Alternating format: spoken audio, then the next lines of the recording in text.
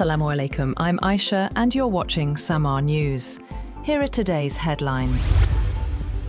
US President Donald Trump has announced that Washington and Iran have agreed to temporarily suspend Project Freedom after a request from Pakistan and other countries. In a statement on Truth Social, Trump has said the decision followed an extraordinary military success against Iran and progress toward a broader agreement with Iranian representatives. He has added that while the blockade will remain in place, both sides have mutually agreed to halt Project Freedom. President Donald Trump has said that Iran should just wave the white flag of surrender, claiming Tehran's military has been reduced to firing pea shooters. Speaking in the Oval Office, Trump said Iran privately wants a deal with Washington. He also praised the US blockade as strong enough that nobody's going to challenge it. Trump also praised Chinese President Xi Jinping ahead of high-stakes talks in Beijing next week, expected to focus heavily on Iran and the Strait of Hormuz crisis. Trump called Xi a tremendous guy and said the two leaders get along well as Washington pushes China to help ease regional tensions. The Ministry of Defense of the United Arab Emirates has claimed that it came under missile and drone attacks for a second consecutive day, raising regional tensions. However, Iran has denied any involvement, with its Islamic Revolutionary Guards Corps, IRGC, stating that no such operations had been carried out in recent days. If any action had been taken, we would have announced it firmly and clearly, the IRGC has said in a statement, rejecting the UAE's claims as absolutely denied and devoid of any truth.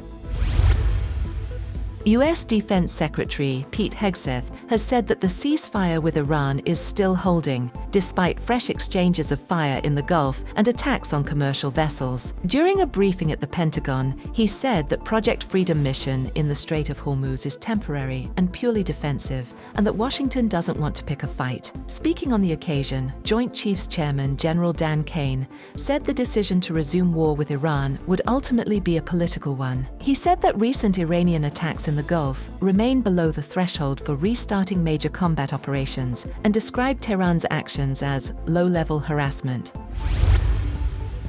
Iran has reportedly set up a new mechanism to manage vessel transit through the Strait of Hormuz. Tehran warned the US Navy to stay out of the waterway and said commercial shipping will now need to coordinate passage with Iranian military authorities. Iran also issued a new map showing an expanded area of control around the strategic strait.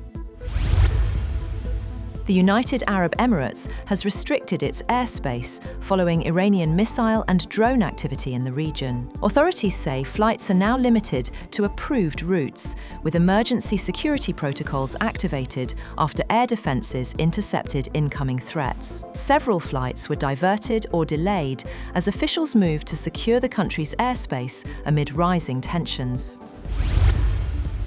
Iran's Foreign Minister Abbas Araghchi has held talks with his Chinese counterpart Wang Yi in Beijing on Wednesday, amid rising tensions with the United States in the Strait of Hormuz. The visit comes a week before US President Donald Trump is scheduled to travel to Beijing for a summit with Chinese President Xi Jinping on May 14th to 15th. The Saudi Arabia's Ministry of Foreign Affairs has expressed deep concern over rising regional tensions, urging all parties to de-escalate, avoid confrontation, and exercise restraint. In a statement, the ministry has said it fully supports Pakistan's mediation and diplomatic efforts to reach a political solution, warning that the current situation threatens regional stability and broader global security.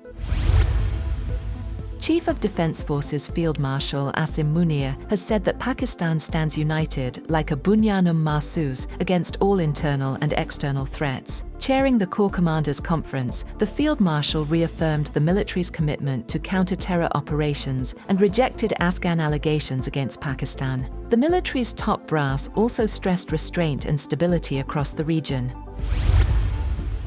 Russian drone and missile attacks have killed at least 27 people across Ukraine, just days before a planned unilateral ceasefire by Russia is set to take effect. Ukrainian authorities have reported that Russian glide bombs struck the southeastern region of Zaporizhia on Tuesday, killing at least 12 people after hitting a car repair shop and residential buildings. Spain has granted permission for a luxury cruise ship affected by a deadly Hantavirus outbreak to sail to the Canary Islands after being anchored off Cape Verde. The Spain's health ministry has said the decision followed guidance from the World Health Organization, which determined that Cape Verde lacked the capacity to receive the 147 crew members and passengers aboard the MV Hondius.